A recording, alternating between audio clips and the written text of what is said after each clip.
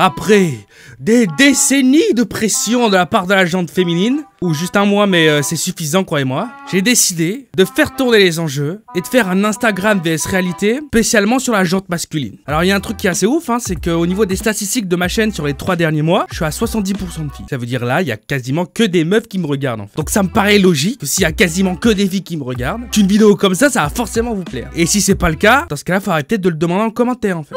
Bon, j'ai fait une erreur, hein. Mon dernier Instagram versus réalité, j'ai voulu représenter une image assez positive en utilisant une influenceuse française. Et cette influenceuse française, elle a pas du tout aimé que je la mette dans ma vidéo. Du coup, j'ai pris tarif, on peut le dire. Ma miniature, elle comportait Léna Situation et j'ai essayé de montrer, d'ailleurs c'était épinglé en commentaire et dans la description, j'ai essayé de montrer une influenceuse qui, elle, n'avait pas peur de s'afficher en fait. Mais elle a pas pris comme ça. Et je le sais parce qu'elle l'a tweeté, et on a fait des stories Instagram, et j'ai pris des milliers de dislikes et d'insultes. Et ma vidéo s'est fait takedown, et elle s'est fait démote, et ensuite elle a été interdite au moins de 18 ans, et puis ensuite j'ai pu la remettre. Mais cette fois-ci elle était flag pour contenu dangereux et pernicieux, donc j'ai dû recontacter YouTube. Ça a été un enfer. Ça a tellement été un enfer qu'à chaque fois que je fais une vidéo Instagram versus réalité, en général ça fait 1 million de vues, 700 000 vues, etc. Celle-ci, elle est restée bloquée tout en dessous. Mais j'ai comme l'impression que comme cette fois-ci on va parler que des mecs, il va y avoir beaucoup moins de haine dans les commentaires. Alors j'ai pas envie de lancer un débat sur est-ce que les filles ont plus le seum que les mecs quand on les affiche ou quoi, on le verra après cette vidéo. Mais c'est vrai que je parlais souvent des filles. Et en faisant cette vidéo là aujourd'hui, j'ai un peu compris pourquoi. Alors vous méprenez pas, hein, les mecs se touchent aussi comme les filles. Cette phrase sortie du contexte c'est super dangereuse. Tout le monde se retouche, mais déjà je peux vous le dire. Honnêtement, après avoir traîné pendant des jours et des jours et des jours partout pour trouver ça, il y a beaucoup plus de meufs qui se retouchent quand même. Déjà ça, c'est indéniable, je suis désolé, on va pas tergiverser autour pendant 40 ans. Alors est-ce que les meufs se retouchent beaucoup plus parce qu'il y a cette pression un peu qui fait en sorte que la fille on la veut sans poil, avec des gros avec des gros avec un gros avec une petite hanche.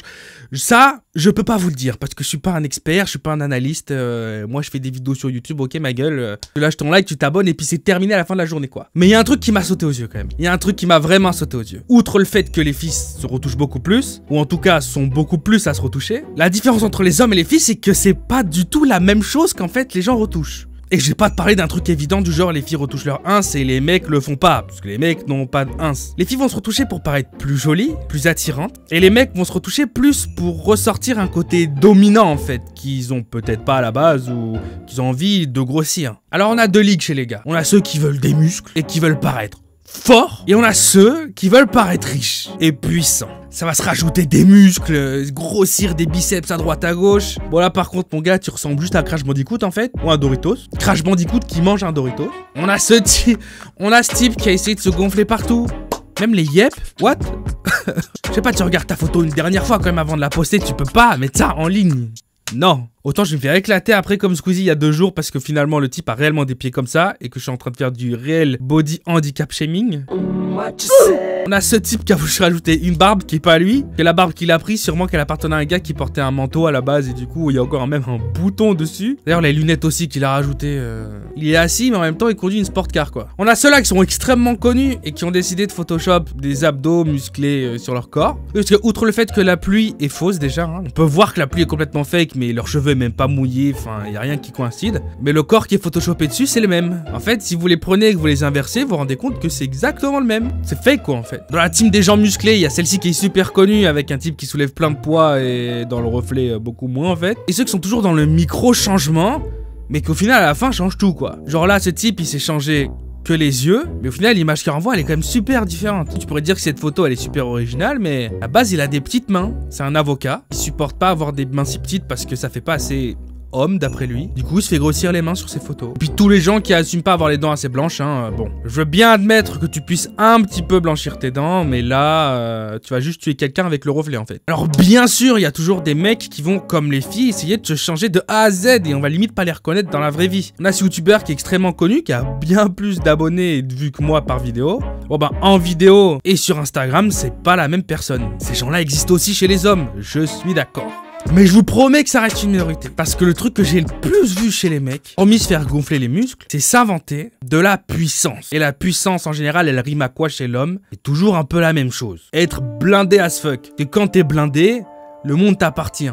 T'as toutes les filles qui viennent te voir, t'as les meilleures voitures, les meilleurs hôtels, les meilleures maisons. La puissance en fait. Du moins, c'est l'idée que les gens en ont. On a par exemple ce photographe qui s'est photoshopé en Suède en faisant croire qu'il était tellement connu et il était tellement demandé qu'il devait voyager pour faire ses photoshoots. On a ce type-là qui a posté une photo sur Instagram où il était dans un jet privé et il a dit qu'après ce post, il y a des tonnes et des tonnes de filles, même assez influentes sur Instagram, qui l'ont contacté pour lui dire « Eh, je veux bien faire partie du prochain voyage ». Sauf qu'il a expliqué en fait dans une interview que tout était fake. C'est une petite agence de compagnie qui permet de louer pour pas cher des jets. En gros, t'as un homme d'affaires super riche qui va louer un jet d'un point A à un point B. Et après le jet, il faut qu'il revienne du point B au point A. Du coup, au lieu de voyager à vide, il brade des tickets pour les gens qui veulent faire des photos et un petit kiff. Et c'est super rentable pour lui parce que c'est son business sur Instagram, de faire croire qu'il est riche, plein de followers, plein de likes et plein de meufs aussi. On a ce groupe d'hommes qui a photoshopé et dupliqué son public pour qu'il paraisse beaucoup plus gros. Encore une fois, on est dans la représentation pure et simple en fait d'un homme qui va paraître plus important, plus fort, plus influent, et des tas d'autres personnes qui font croire qu'ils sont en voyage d'affaires à droite à gauche, alors qu'en réalité c'est toujours la même destination. On a cet influenceur qui est assez connu quand même, qui va poster une vidéo en disant qu'il est en Israël pour un meeting ou un truc business. Et puis 7 mois après, quand il pense que tout le monde a oublié, il va poster cette photo en disant que cette fois-ci, il est en Biélorussie. Si tu regardes les deux photos côte à côte, c'est au même endroit en fait. Il prend les gens pour des cons. Mais ce genre de gens, ça vend des formations à 100 balles, 200 balles, 500 balles, et ça devient millionnaire à la fin. Donc ces photos fake deviendront probablement réelles dans 5 ou 10 ans. Bon, moi vu que j'ai voulu aller pousser les choses un petit peu plus loin pour cet épisode-là, on va appeler un ami à moi. Je suis ami avec depuis quoi, 6-7 ans, un truc comme ça. Bon du coup, Julien, vas-y, explique-leur un petit peu pourquoi je t'ai appelé, pourquoi j'estime que tu peux être légitime dans le débat en fait. Ok, bah je pense que tu m'as appelé parce que du coup je suis un vrai riche. Je suppose que c'est pour ça que tu m'as appelé. Surtout qu'on se connaît depuis très longtemps puisqu'on a travaillé ensemble depuis, ça fait plus de 6 ans maintenant. Ouais, 6-7 ans, ouais. Donc pour ceux qui le savent pas, on s'est connus à l'époque d'Eclipsia dans le jeu vidéo. Et du coup ma chaîne YouTube maintenant qui s'appelle Overwork, elle parle des sujets de société autour de l'argent et du business. Et d'ailleurs en ce moment je préparais, c'est marrant que tu m'appelles pour ce sujet, puisque je préparais une vidéo sur pourquoi les riches sont les plus pauvres, qui va sortir sous peu. Et donc vas-y, toi, est-ce que tu peux m'expliquer un petit peu ce que t'en penses déjà, ton idée là-dessus, par rapport à tout ce que j'ai dit là? Alors moi, comme j'ai précisé tout à l'heure, mais on était en off, je précise que je n'ai pas vu la vidéo, mais je t'ai noté plusieurs facteurs pourquoi les hommes ont plus tendance à mentir sur leur richesse. Le premier facteur, c'est que malheureusement, dans notre société, les riches attirent les riches. Donc, ils font très souvent ça pour essayer de s'attacher à des nouveaux contacts qui sont plus riches qu'eux, ou en tout cas des vrais riches, pour essayer de faire du business avec eux. Ça, c'est le premier point que j'ai noté. Ok. Ensuite, le deuxième point que j'ai noté, c'est que, comme tu le sais, l'argent, qu'on le veuille ou non, ça a un pouvoir d'attraction. Et donc, ça te crée des fans. Et ça t'attire les femmes. Donc ça, je sais pas si tu l'avais abordé, etc. Mais moi, c'est pas mon sujet favori, puisque là, pour moi, c'est plus un aspect psychologique.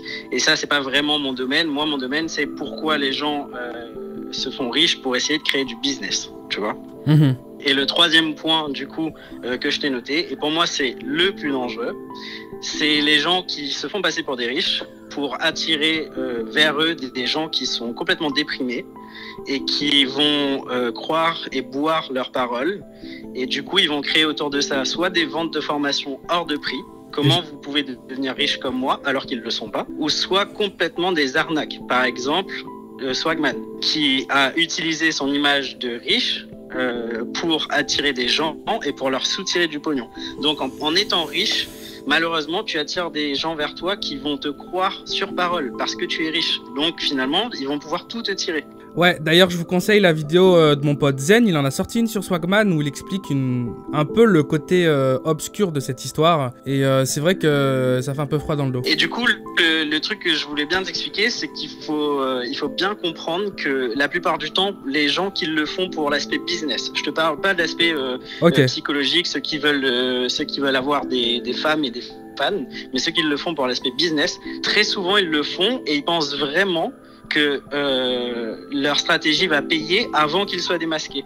Donc si tu veux, ils sont persuadés qu'ils vont devenir riches avant d'être démasqués et donc que leur supercherie va passer complètement inaperçue. Ouais, et ça, c'est vraiment la mentalité qu'il faut comprendre. C'est d'ailleurs, tu sais, il y en a plein qui l'ont fait, je vais pas citer de nom, mais il y en a plein qui l'ont fait, notamment dans la télé-réalité et tout. Des gens qui se sont fait passer riches avant de le devenir, qui sont devenus riches tellement rapidement en utilisant cette stratégie que ça a fonctionné. Ouais, c'est et que, passé du coup, inaperçu. leur stratégie s'est passée complètement inaperçue. Et t'as pas une petite anecdote toi là-dessus? Bah si, j'en ai une du coup. Moi, au début de ma carrière, j'ai lancé mes premiers sites internet quand j'avais 17 ans. Et évidemment, quand tu cherches à avoir tes premiers contrats et que tu es hyper jeune, bah, les gens ne te font pas confiance. Donc moi aussi, j'ai utilisé cette méthode. J'ai parfois menti sur les chiffres de ma société. Donc c'était pas vraiment des réseaux sociaux, etc. Mais c'était mentir sur les chiffres de sa société pour avoir des contrats avec des plus grosses sociétés. Et ça a très bien fonctionné au point même où ensuite tu signais des gros contrats et tu mentais dans le sens inverse. D'ailleurs, la plupart des youtubeurs français le font aujourd'hui. C'est-à-dire que quand tu as peu de sous, tu mens pour dire que tu en as. Et quand tu en as beaucoup, tu mens pour dire que tu en as moins parce que tu veux quand même le soutien des gens. Et du coup, sans citer personne, en effet, c'est vrai qu'à certaines reprises au cours de l'année, on va avoir tel ou tel youtubeur assez connu qui va sortir en vidéo qui touche 3 ou 5 000 euros par mois, alors qu'en fait, il en touche 500 000. Et c'est vrai que, bon, pour les gens qui le savent, ça fait un peu rire. Bah, c'est ça. Et puis surtout, la plupart du temps, quand ils disent 3 ou 5 000 euros, ils parlent du salaire qui se verse de leur société. Mais la réalité, c'est que leur société, elle engrange des centaines de milliers d'euros par mois et qu'ils sont complètement à l'abri du besoin. Ça, c'est incroyable quand même.